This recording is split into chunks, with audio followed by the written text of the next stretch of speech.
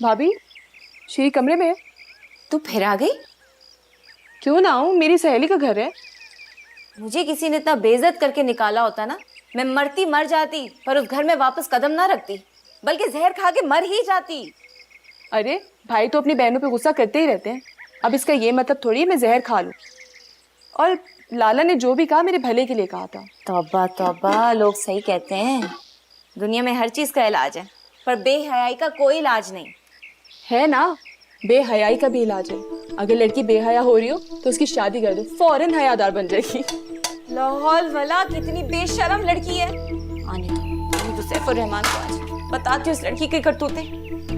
Motor तो मैंने रुकवाई थी, तुमने इल्जाम अपने ऊपर क्यों लिया? कौन सी मोटर, कौन सा इल्जाम? मुझे तो कुछ याद नहीं। ज्यादा बच्चे बनने की जरूरत नहीं है। तुमने मुझे बचाने के लिए अपनी इज्जत खतरे में डाली। तुम्हें जरा से भी डर नहीं लगा? डर तो लगा था, लेकिन ये सोचकर ज्यादा डर गई कि अगर तुम्हारी भाभी के हाथ में ये बात लग जाती तो उसे तुम्हारा जीना हराम कर देना था और उठते बैठते तुम्हें ताने देने थे, और तो और बाहर के लोगों में भी जाके तुम्हारी बुराइयां करेगी। लेकिन अब वो तुम्हारी बुराई करेगी। मैं कौन सी कोई इतनी इज्जतदार हूं कि मेरी बुराइयां करके लोग अपना पेट हल्का करेंगे।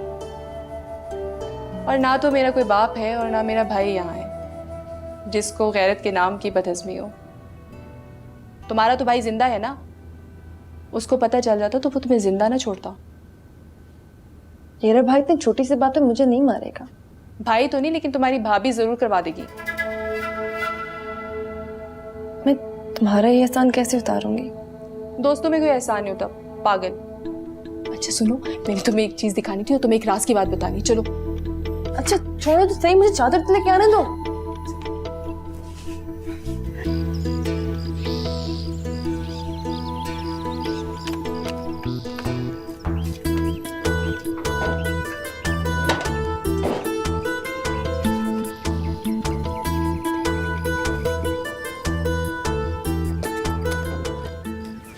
ऐसी भी क्या राज की बात है? आहिस्ता बोलो। जल्दी बताओ ना, मुझे बहुत बेचैनी हो रही है। बता रही हूँ ना। आंखें बंद करो। क्यों? करो ना। कोई शरारत तो नहीं करोगी ना? दूसरी भी बंद करो।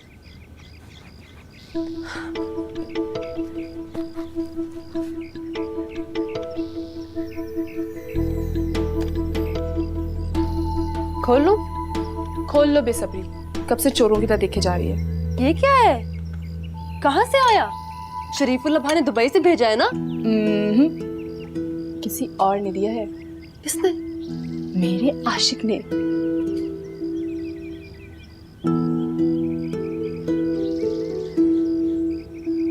ये क्या है? आहिस्ता। किसका है? खुद ही देख लो। जर्द चेहरा, नमनाक आंखें और मेरा सूखा बदन देखकर खुद ही समझ जाओ कि मैं तुम्हारा आशिक हूँ। अस्सलाम वालेकुम। बाद सलाम अर्ज है कि मैं कोई लुच्चा, लफंगा या बेगैरत नहीं हूँ, सिर्फ तुम्हारे हुस्न का आशिक हूँ। रहमान बाबा ने शायद मेरे लिए ही कहा है कि आशिक हूँ है इश्क से सरोकार मुझे, तेरे हिजर ने कर दिया बीमार मुझे।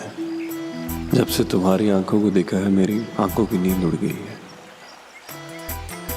काश वो दिन जल्द आ जाए कि मुझे तुम्हारे हसीन चेहरे का दीदार हो। अगर तुम्हें मेरी मोहब्बत कबूल है तो सामने बड़े पत्थर के पीछे पड़ा हुआ मेरी मोहब्बत का पहला तोहफा कबूल कर लो। अगर तुमने तोहफा कबूल नहीं किया तो मैं समझ जाऊंगा कि मैं तुम्हें कबूल नहीं। सलाम इश्क मेरी जान, जरा कबूल कर लो, तुम हमसे प्यार करने की जरा सी भूल कर लो। मेरा दिल बेचैन है हम सफर के लिए। ओ सलाम तुम्हारा आशिक। अरे वो क्या कर रही है दीवानी, खुद का मरुंडा बना के रखती है। तुम पागल तो नहीं हो गई हो? मैं तो नहीं, वो मेरे प्यार में ज़रूर पागल है कौन ये? अपने गांव का है? अल्लाह जाने कौन है। हमारे गांव का होता तो मैं पहचान लेती, किसी दूसरे गांव का ये जो पहली मुलाकात में तोहफा दे के चला गया। तुम उसे जानते ही नहीं और तोहफा लेकर आ गई। पहली मुलाकात में कौन किसको जानता है? और वैसे भी हमारी तो मुलाकात हुई ही नहीं। वो मेरे सामने खत ऐसे फेंक के भागा जैसे कुत्ता पत्थर खा के भागता है। इस तरह लड़कियों के सामने खत फेंकने वाले कुत्ते ही होते हैं। अब ऐसी भी कोई बात नहीं है, तुम उसे कुत्ता तो मत कहो। अगर कुत्ता होता तो खत में गंदी गंदी बातें लिखता, उसने तो कोई ऐसी बात नहीं लिखी। और लुच्चा और लफंगा होता तो अपने खत में रहमान बाबा की जगह कलंदर जख्मी और करीम चरसी के शेर लिखता। उसने तो कोई गैर इस्लामी बात नहीं की। तुम बैराम खान की बेटी का हाल भूल गई? उसकी तो लाश भी नहीं मिली थी। लाश मिले ना मिले, तोहफा जरूर मिल गया, और साथ में तो कैसे भी है। अब आइंदा उसे मिली ना, हमारी दोस्ती खत्म। वाह भाई वाह, ये कैसा इंसाफ है। खुद गुलिस्तान खान के बेटे का तोहफा पूरी जिंदगी संभाल के रखो तो कुछ नहीं, मुझे कोई तोहफा दे तो दोस्ती खत्म। ये कैसा इंसाफ है।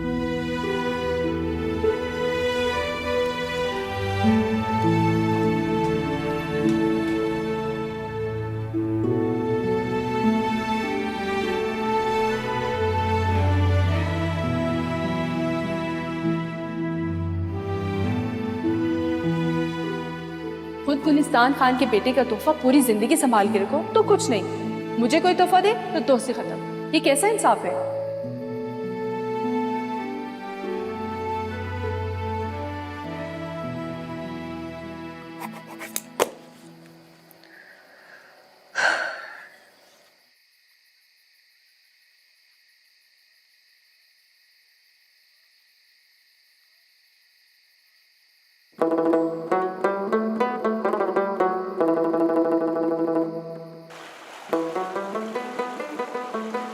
इतनी देर हो गई तुमसे अभी तक एक मछली भी नहीं आई।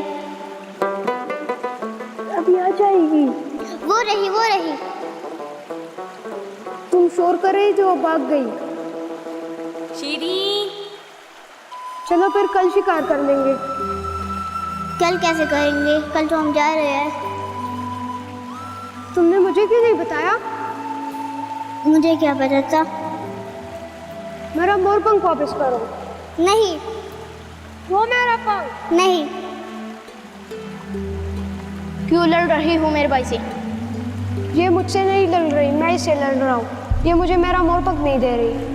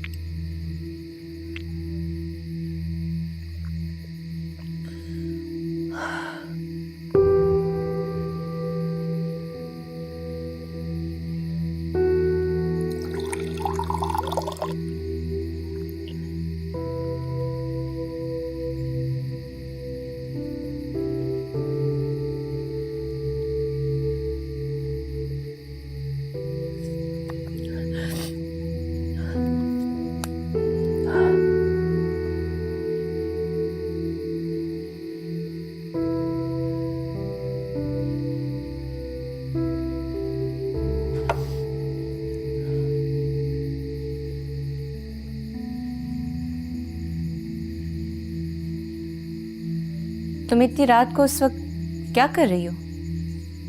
कुछ नहीं भाभी, बस पानी पीने आई थी। एक जग भर के अपने सरहाने रख लिया करो। कवारी लड़कियां इतनी रात के खुले आसमान में निकलती नहीं है। क्यों? क्या कोई जिन आशिक होके मुझे उठाकर ले जाएगा क्या? क्या बात है, आजकल बड़ी आशिकी माशूकी की बातें कर रही हो। नहीं, मैं तो बस यूं ही मजाक कर रही थी। भाई हमने तो इस तरह के मजाक नहीं किए, ना कभी सुने हैं। मैं तो अपने हक हलाल के खावंद के साथ भी इस तरह के मजाक नहीं करती, क्योंकि आशिकी माशूकी की बातें करना बेहया औरतों का काम है। इनसे दूर रहो। मैं दूर ही हूँ भाभी, मैं कौन से किसी के साथ बेहयाई कर रही हूँ? तो बस सफ़र, अल्लाह ना करे। मैंने कब कहा कि तुम इस तरह की हरकतें कर रही हो? मैं तो बस एक बात कर रही थी। जाओ अपने कमरे में जाओ।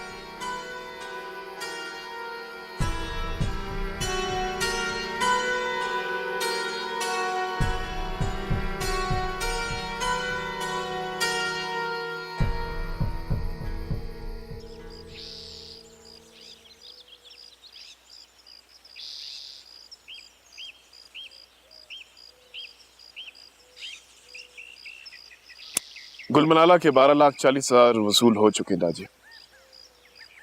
अच्छी बात। और खैरुल्लाह की बेटों ने पैसे देने से इनकार कर दिया। वजह बताई? कहते हैं मरने से पहले बाप ने जो रकम ली थी उसका इनको नहीं बताया था। 3 लाख की रकम ली थी ना? जी दादी। वसूली कितने की हुई? मुनाफे में कुल 5 लाख की वसूली हुई है और असल का भी 1 लाख रहता है। इसका मतलब है हमारा घर तो पूरा 1 लाख माफ कर देते हैं। क्यों दाजी? ऐसे ही अगर माफियां देते रहे तो एक दिन माफियां मांग रहे होंगे सबसे। कारोबार में माफी नहीं होती, दरबार में माफी होती है। मैं अकबर बादशाह नहीं हूं जो अपने बाप दादा की रकम इसी तरह माफियों में उड़ा दूं। दादी वो कहते हैं कि अगर कर्जा बाप ने लिया था तो वसूली भी उसी से ले। ये तो खुलेआम बदमाशी है दादी। मैं लेकर दिखाऊंगा आपको इनसे पैसे, अगर नहीं देंगे तो कत्ल कर दूंगा बेगैरतों को।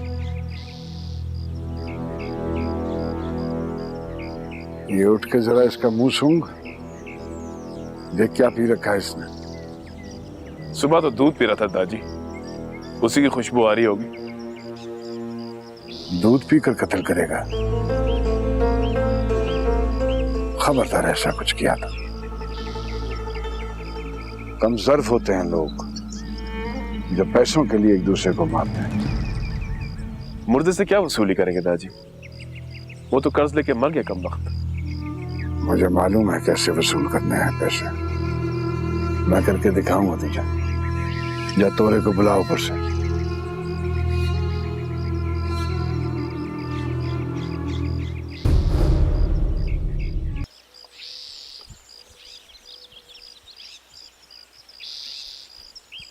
शीरी, शीरी, क्या है? भाभी जरा शीरी को बुला दो। क्यों? कुछ पूछना था उससे। मुझसे पूछो, क्या बात है? अच्छा, मुझे बताना जरा, ये ज़ू ज़ाफ़े अकल और आदे आज़म कैसे निकाला जाता है? हैं? कौन सा आज़म, कौन सी अकल? क्या बक रही है बदबख्त? बक नहीं रही भाभी, हिसाब का सवाल पूछ रही हूँ। अब मुझे क्या पता तेरे हिसाब के बारे में? तुझे पता नहीं था तो क्यों बोल रही हो कि तुमसे पूछ लूँ? शीरी, मुझसे मश्क नंबर 12 नहीं हो रही है। उस्तानी ने कहा था ज़ू ज़ाफ़े अकल और आदे आज़म ज़रूर आएगा, आ जाओ। लेकिन कल तो इस्लामियात का पर्चा है। अच्छा, तुम्हारा इस्लामियात का पर्चा है, मेरा हिसाब का पर्चा है। खुदा के लिए जल्दी आ जाओ, मैं फेल हो जाऊंगी। अल्लाह करे फेल हो जा। तूने कौन सा पढ़ लिख कर कमिश्नर बनना है? इंशाल्लाह सारी जिंदगी गधों पर पानी भरती रहेगी। भाभी, मैंने कमिश्नर नहीं बनना, मैंने पॉलिटिकल एजेंट बनना है और सबसे पहले तुम्हें मैं चर्च के इल्जाम में अंदर करूंगी। अल्लाह, बेहया औरत। जाओ जाओ, निकाल के दो उसका मोहम्मद आजम, वरना सारा दिन इस दीवार पे खड़ी अपनी दांत निकालती रहेगी। मोहम्मद आजम नहीं, आदे आजम। चुप करके नीचे जाओ, मैं आ रही हूँ।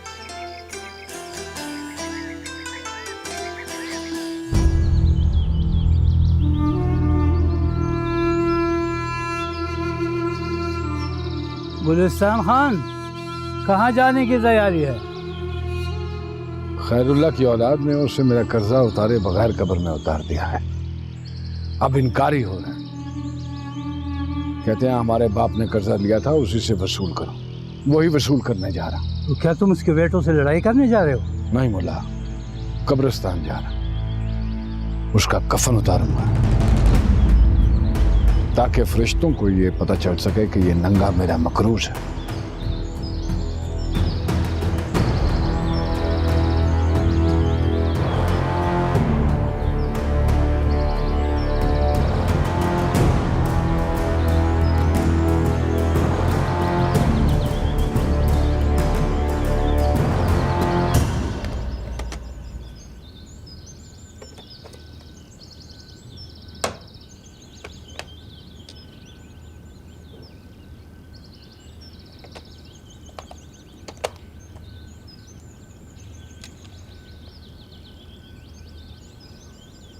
ये तुम्हारे पर्चे की तैयारी हो रही है? बड़ी मुश्किल से सेल बराबर किए हैं। कम वक्त तोहफे के साथ 4 सेल भी दे देता तो क्या जाता उसका। ख्वामख्वाह इतनी खवारी हुई है। अच्छा, तो इसलिए मुझे बुलाया? नहीं, नफल पढ़ने के लिए बुलाया। दरवाज़ा सही से बंद किया है, कुंडी चढ़ाई है ना? तुम्हारी माँ आ गई, उसे सब पता चल जाएगा। मैं जा रही हूँ। माँ खाला के घर गई है, शाम से पहले नहीं आने वाली।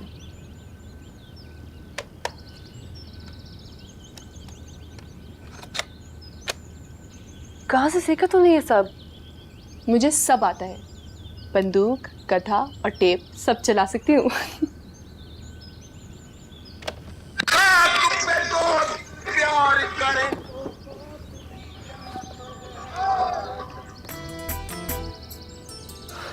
आहिस्ता रखो। आहिस्ते ही तो है। और आहिस्ता करो, बहस ना करो। आवाज नहीं आ रही। आएगी।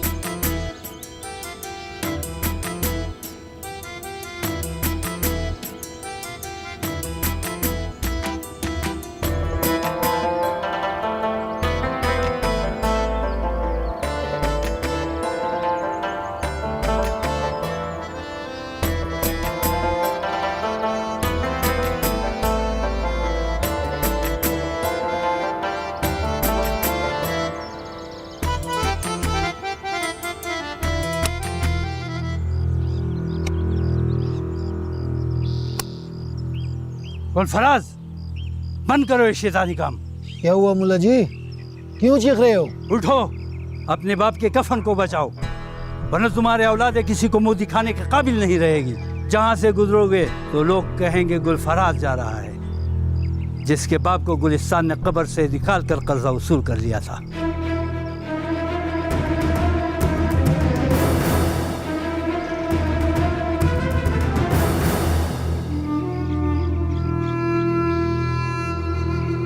ये ढूंढा उसकी खैरुल्लाह की कब्र। मैं तब तक दादी को सलाम कर लूं।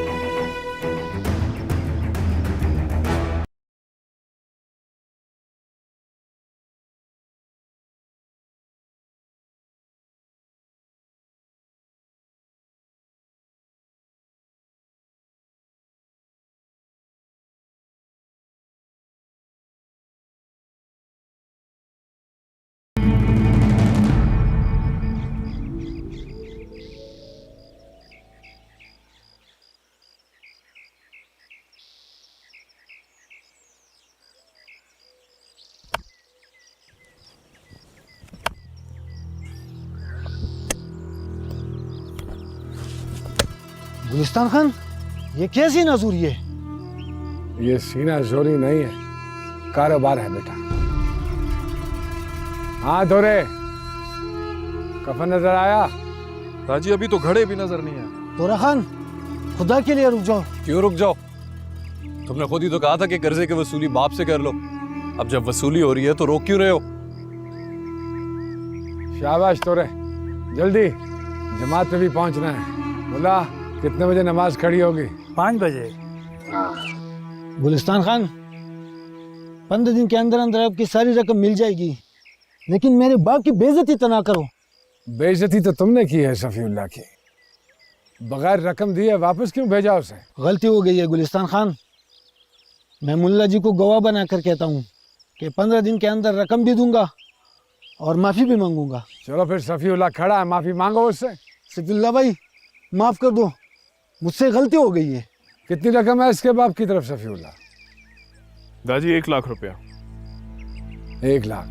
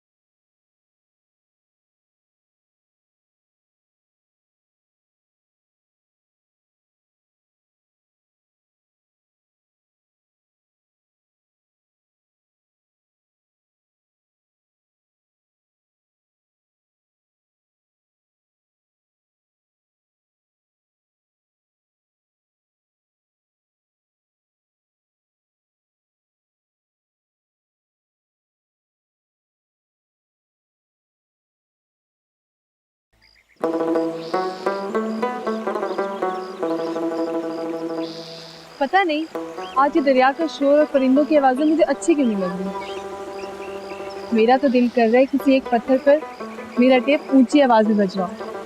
एक तरफ जरसांगा के संदरे या कुर्बान, चुप करो, और दूसरी तरफ ख्याल मोहम्मद के। चुप कर बेगैरत, हमेशा गलत मौके पर ढेंचू ढेंचू करता है। कहते हैं गधा जब शैतान को देखता है तभी ऐसे रोता है। कहीं तुम्हारा शैतान भी किसी पत्थर के पीछे ऐसे तुम्हें देख तो नहीं रहा? अल्लाह करे तुम्हें शर्म नहीं आती? शर्माई तो रही हूँ। ऐसी शर्म नहीं, हया वाली शर्म। मुझे तो लगता है इस झूठी मोहब्बत ने तुम्हें बेहया कर दी है। मोहब्बत तो खुदा का इतना बड़ा तोहफा है। ये दुनिया मोहब्बत पर ही तो कायम हुई है। बाबा आदम को भी तो अम्मा हवा से मोहब्बत थी। मत देखो इधर उधर, सारी औरतों का शक हो जाएगा। क्यों अपने पर बातें करवाना चाह रही हो? वही है, चलो चलो इन सबसे पहले निकलते हैं, इससे पहले कि इनको शक हो जाए। वो छोटी पहाड़ी के पीछे मुझे ढूंढ लेगा। तुम अपनी साथ साथ मुझे भी मरवाओगी। चुप करके बैठी रहो। नहीं बैठ सकती ना, अगर वो इधर आ गया तो इन सबको पता चल जाएगा। उसका दिमाग खराब है जो औरतों के वक्त पे यहाँ पे आएगा।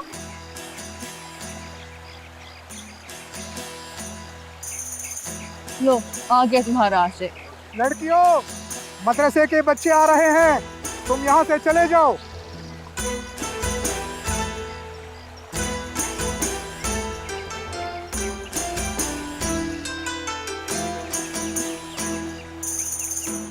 अब बोलना बेगैरत, पहले तो बड़ा ढेंचू ढेंचू कर रहा था, इस शैतान को देखते ही चुप कर गया। चलो चलो चलो चलो चलो, मत देखो पीछे, तेज चलो। मेरा दिल कह रहा है कि मेरा महबूब मुझसे मिलने ज़रूर आएगा और मुझे अपनी बाइक पे बिठाकर अच्छे अच्छे नगमे गाते हुए दूर ले जाएगा। नगमे? कौन से नगमे? मोहब्बत के नगमे। ओ तेरी वादी वादी घूमो, तेरा कोना कोना चूमो, तू मेरा दिल बर जान, मैं तेरी पाकिस्तान। वाह है, झूठ मत बोलो। कसम खुदा की। खबरदार, तुम्हारी इन माँ में से किसी एक ने भी तुम्हें देख लिया ना, बर्बाद हो जाओगी। चलती रहो। तू इनको कहना कि वो दरिया पर ही है। पागल मत बनो, दरिया पर मुल्ला जी और उनके सारे ताले मौजूद हैं। अगर उस तरफ कोई भी आ गया तो चुप करके चलती रहो।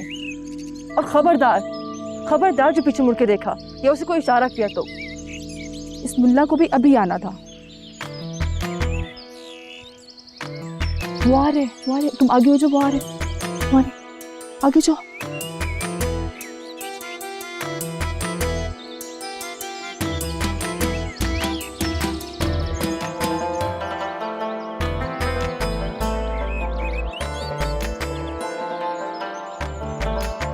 ये खत सुबह पहुंचे या फिर शाम पहुंचे, पढ़ने वाले को हमारा सलाम पहुंचे। वालेकुम सलाम। सलाम के बाद अर्ज है कि मैं ठीक हूँ और तुम्हारी खैरियत नेक मतलूब है। कल इशा की नमाज पढ़ने के बाद मस्जिद में 2 मिनट के लिए मेरी आंख लग गई। ख्वाब में क्या देखता हूँ कि मैं तुम्हें अपनी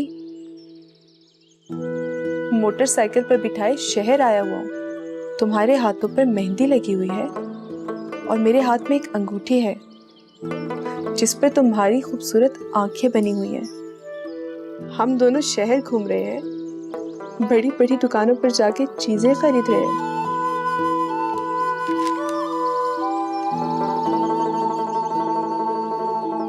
आगे पढ़ो। तुम ही पढ़ लो, मैं तो इस वक्त शहर में हूँ। फिर अचानक मेरी आंख खुल गई और मैंने मस्जिद के पेश इमाम साहब से इसकी ताबीर पूछी। उन्होंने कहा कि शायद बहुत जल्दी मेरी किसी बहुत खूबसूरत आंखों वाली से शादी होने वाली है। इंशाल्लाह। पढ़ो ना। ये सुनते ही मेरी आंखों में तुम्हारी आंखें घूम गईं। पेश इमाम साहब ने यह भी कहा कि मस्जिद में आने वाले सारे ख्वाब सच होते हैं। एक दिन इस ख्वाब को जरूर सच करूंगा, ये मेरा तुमसे वादा रहा। हम दोनों वो सब करेंगे जो मैंने ख्वाब में देखा। मैं कहती थी ना, वो बदमाश और लफंगा नहीं है, बल्कि एक नमाजी और परहेजगार लड़का है।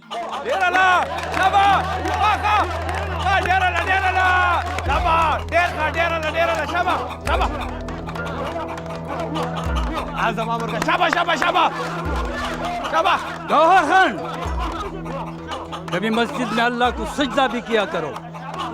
अपना भी वक्त फजूल बर्बाद करते हो और दूसरों का भी वक्त जाया करते हो। चलो सब, जमात का वक्त हो गया है। और कोई जाके मौलवी को मस्जिद में छोड़ के रहो। शाबाश। ला हौला वला कुव्वता इल्ला बिल्लाह। ओए अगर तू हारा तो तुझे गोलियों से भूलूंगा, हरामखोर। शाबाश, मार और मार, उड़ के मार। परसों नमाज जुमा पढ़ के आऊंगा और काले टीले के पीछे तुम्हारा इंतजार करूंगा। अगर तुम नहीं आए तो समझ जाऊंगा कि तुमने मेरी मोहब्बत कबूल नहीं की और मैं तुम्हारा तोहफा वहीं रख के हमेशा के लिए चला जाऊंगा। सलाम, तुम्हारा मुंतसिर। ये तो पूरा पागल हो गया मेरे प्यार में। या अल्लाह तेरा शुक्र है कि कोई मुझे भी पसंद करता है। मुझे तो ये सब धोखा लगता है, मोहब्बत का धोखा। वो धोखेबाज होता तो अपनी जान खतरे में डाल के मुझसे मिलने नहीं आता। वो अपनी नहीं तुम्हारी जान खतरे में डाल रहा है। खुदा न खास्ता किसी को पता चल गया या किसी ने देख लिया तो वो तो भाग जाएगा मोटरसाइकिल पे, तुम मारी जाओगी। काले टीले की तरफ किसी का कुत्ता भी नहीं आता। आदमी तो दूर की बात है, उसने बहुत ही महफूज जगह चुनी है हमारी मुलाकात के लिए। तुम एक खैर आदमी से अकेले कैसे मिल सकती हो? क्यों मौत की तरफ भागने की कोशिश कर रही हो? माँ बता रही थी कि भाई से उसके दोस्त ने मेरा हाथ मांगा है। और तुम जानती हो वो कितने साल का है? 50 साल का। उसकी बीवी मर चुकी है और मेरी उम्र की 2 बेटियां हैं उसकी। 5 लाख में खरीदना चाहता है। तो भाई ने क्या कहा? 10 लाख।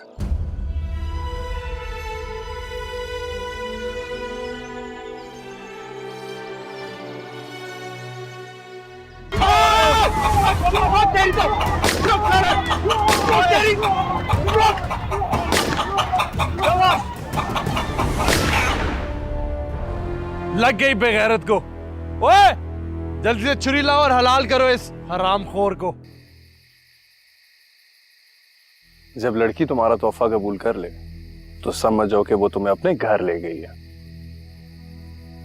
तोहफा तो उसने कबूल कर लिया, अब वक्त आने पर मैं तोहफे की कीमत भी वसूल कर लूंगा।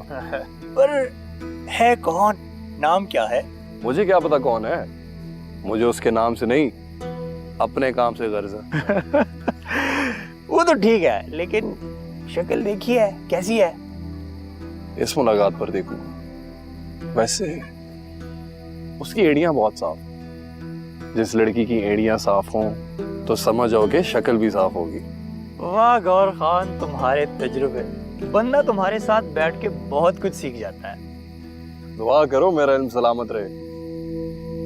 उस्ताद, कुछ सुनाओगे भी या सारी रात तारे ही कसते रहोगे? हाँ जी, कर रहा हूँ खान जी। वैसे गौर खान, तुम्हें डर नहीं लगता? किस बात का? एक दूसरे गांव में जाके लड़की ढूंढना ऐसा ही है जैसे अपनी मौत को दावत देना। अगर किसी को पता चल गया तो क्या होगा? कुछ नहीं होगा। आधा बांडा कमर मेरे बाप के कर्जों तले दबा है। किसी को पता चल भी गया तो आंखें बंद करके गुजर जाएगा। और अगर किसी ने आंखें बंद ना की तो फिर मेरी आंखें बंद हो जाएंगी, मारा जाऊंगा। इंसान जब ऐसे काम करने के शौक रखता है तो फिर मारे जाने का भी हौसला रखना चाहिए। मुझे तो लगता है मेरी माँ ने मुझे बचपन में दूध नहीं, हौसला पिलाया, हौसला। उस्ताद शुरू करते हो या मैं कुछ और शुरू करूं?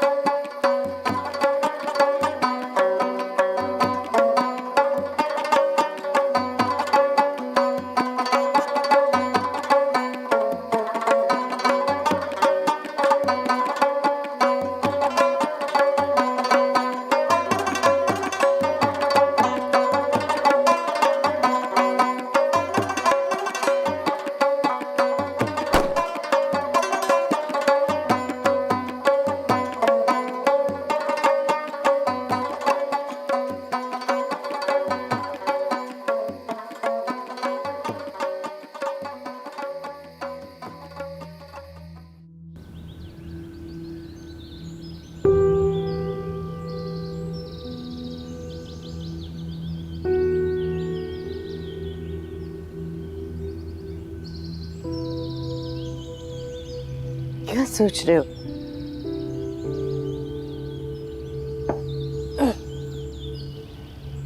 भाभी के बारे में सोच रहा हूँ।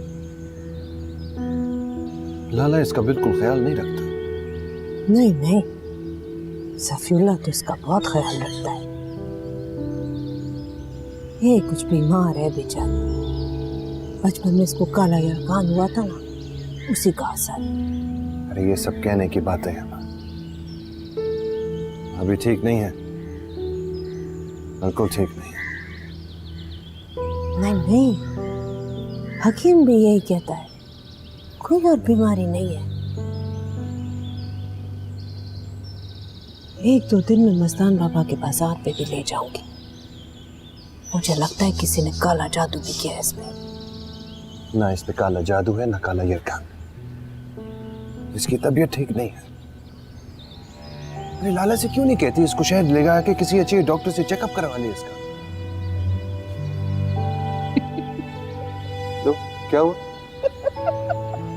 शहर डॉक्टर।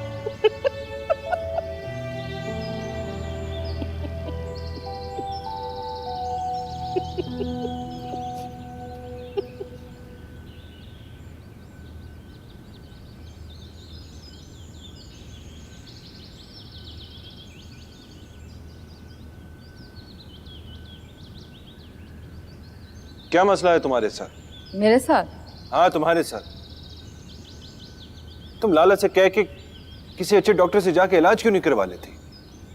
किस चीज़ का इलाज? मैं तो बिल्कुल ठीक हूँ। 2 दिन से बुखार है, इस वजह से थोड़ी सी कमजोरी हो रही।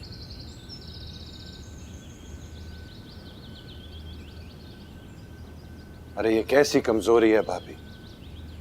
नमाज तो तुमसे ठीक तरह से पढ़ी नहीं जाती। 5 मिनट की नमाज तुमने आधे घंटे में पढ़ी है। रुकू में जाती हो तो फिर सजदे में नहीं जाया जाता, सजदे में जाती हो तो फिर वहां से उठा नहीं जाता। ये क्या है? तुम बेवकूफ हो। मैं हमेशा से इसी तरह नमाज पढ़ती हूँ। बेवकूफ मैं नहीं, बेवकूफ तुम हो। तुम लाला से बात करो वरना फिर मैं करूंगा। क्या बात? यही कि वो तुम्हें शहर लेके आए मेरे पास।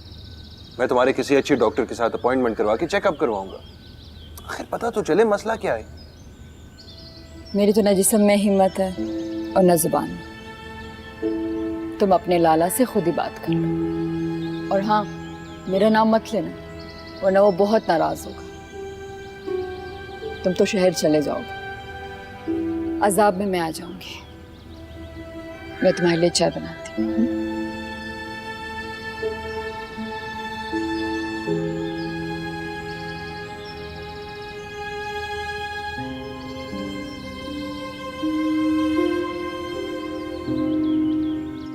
तोरा खान, अगर तुम मुझसे ना होते तो आज मैं एक हाथ से तुम्हारे पैर दबा रहा होता। अल्लाह तुम्हें आबाद रखे, तुमने मुझे गौर से बचाकर नई जिंदगी दी है। अल्लाह की शान है, गौर जैसा बंदा भी हाथ काटने लगा है। गौर जैसा बंदा? बस खान, अब तुम बचे तो नहीं हो? क्या तुम्हें नहीं मालूम गौर क्या चीज है? बदतमीज है। बदतमीज नहीं है, बेगैरत है। गुलिस्तान खान का बेटा और तुम्हारा साला ना होता तो उस कमीने को किसी ने खैरात भी नहीं डालनी थी। क्यों? ऐसा क्या कर रहा है वो? सारा दिन चौक पर बैठकर गांव की माँ बहनों की एड़ियां ताड़ता रहता है। ये तो सभी करते हैं, बुरके में सिर्फ एड़ियां ही तो नजर आती हैं, नहीं? इसके अलावा एक और काम भी कर। कौन सा काम? बस करो खान, अगर उस बगैरत को पता लग गया तो वो मेरी जुबान काट देगा। और अगर मुझे पता ना चला ना तो मैं तेरी गर्दन काट दूंगा। बांडा कमर के चक्कर बहुत लगा रहा है। क्यों? लड़की का चक्कर।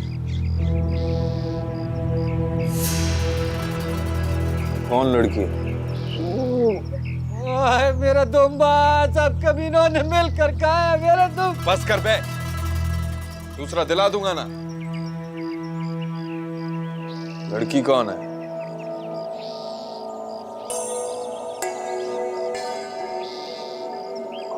ये तो पता करना पड़ेगा। तो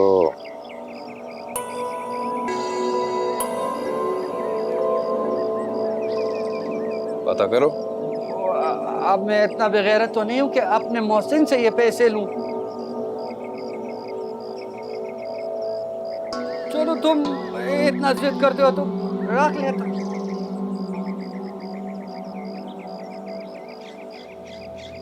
पैर ला खान।